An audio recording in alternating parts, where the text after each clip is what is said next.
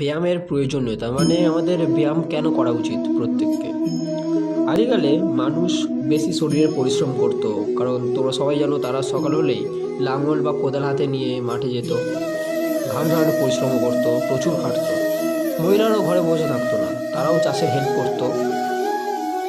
এইভাবে তাদের শরীরে অনেক ব্যায়াম হতো। কিন্তু এখন আগেকার মতো তো অত চাষও হয় না, কেউ ঘাম ঝরানো পরিশ্রমও করে না।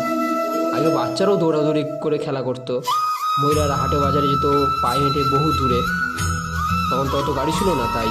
কিন্তু এখন এসব কিছুই হয় না, কারণ বাচ্চাদের হাতে ফোন, বড়রাও মোবাইলে অর্ডার করছে, জিনিস চলে আসছে।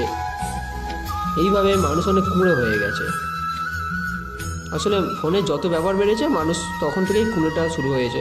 আসলে দিনের পর দিন মানুষ যত কুঁড়ে করেছে, তত রোগে জড়িয়ে ধরে রোগে পড়েছে। আর আগের থেকে অনেক আয়ুও কমে গেছে। তাই প্রত্যেককে ব্যায়াম বা জিম করে শরীরকে সুস্থ রাখা উচিত। লাস্টের একটা টিপস, নিয়মিত ব্যায়াম হলো